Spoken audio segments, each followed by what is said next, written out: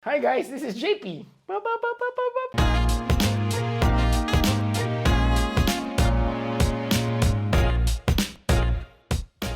So today, I will be showing you how I record while we do our video shoot here in Overmind. Parang may gusto mong bata eh. Gusto mo lang yung batang yan. Oo, sobrang sabaw eh. A little background on myself, because kaya ako gusto sabihin to is because gusto ko talagang malaman ng buong mundo kung bakit mahal na mahal ko ang field sound recording. So today, I will be telling you how to record audio while you shoot your videos. So, ito ang mga kagamitan ko kapag nag-shoot ako sa labas. Una natin ay ang aking recorder. Ang aking recorder na ginagamit ay ang H6. Ito ay ginawa ng Zoom at tingnan mo naman. Sobrang ganda naman yan. Auto focus tayo doon sa number 000, folder number 2 na empty folder. May dalawang capsule kasama ito. Ang capsule na sa kaliwa ang ay nangangalang mid-side capsule at ang capsule sa kanan ay nangangalang XY capsule. Ako ay nagre-record ng aking mga sound. Ang setup ko is 48 kHz tsaka 24-bit. Ito ay ang standard when it comes to film.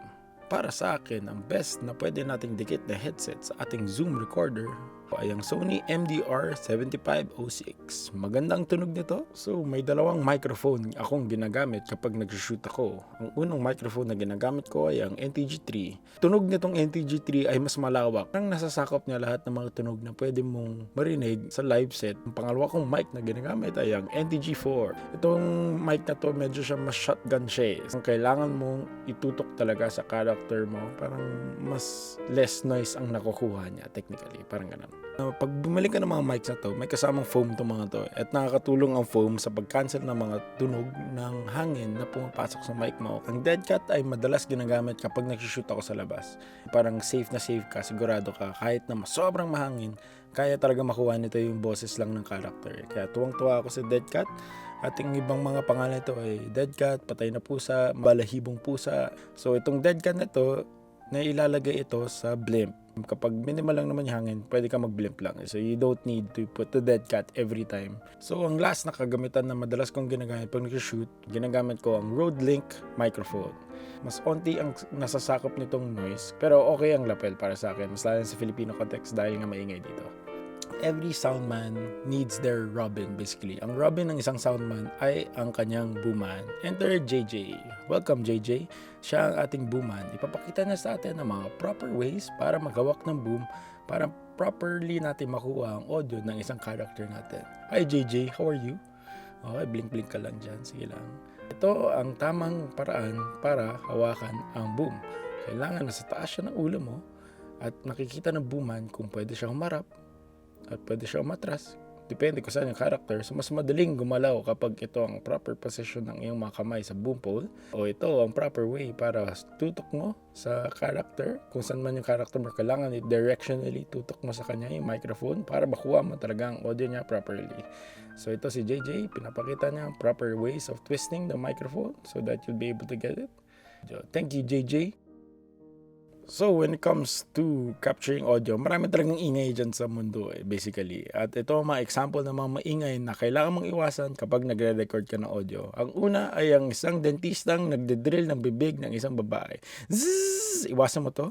At ang susunod ay ang isang batang umiyak. At ang mga asong tumatol. Urf! Urf! Mga maingay mong kapitbahay na nagagasip pero magaganda silang babae. So, okay yan. Or mga aso pang matahol pang mas malakas. Or yung mga tractor na kumukuha ng palay, yung mga kanin, yan, maingay din yung mga yan. So iwasan mo to, ano pa? Iwasan mo rin yung mga motorsiklo. Marami yung mga tricycle na yan, alam mo, maingay talaga yung mga when it comes to them motoring outside of your house eh. So mahirap din yan.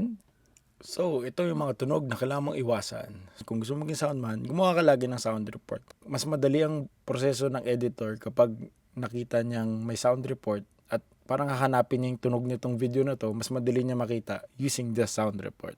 Kung pinagdaanan mo na lahat to at sobrang complicated pa rin ang audio na nire-record mo, mag-set ka naman sana ng onting budget sa sound post. Minsan madumi pa rin, mas lalo rin sa Filipino setup. Allot ka ng budget for sound. Kasi sigurado ako, mas gaganda audio mo with sound post. May onting knowledge din ako dyan eh. Kasi alam kong best way to understand sound is gawin mo na yung whole package. Kung alam mo na yung whole package, kaya mo na gawin lahat. So, comment down below kung meron ka pa kayong gusto i-suggest or may violent reactions kayo. Sana wala, kasi mapaviolate ako ng konti eh. Pero konti lang naman. Pero at the same time, hindi ko na babasahin yung violation para wala ng technical foul. Don't forget to like and share kasi Facebook pa rin tayo. Woohoo! Go Facebook! Si paring Mark Zuckerberg is Zucker pa siya kung gusto nyo. Bye! Boom!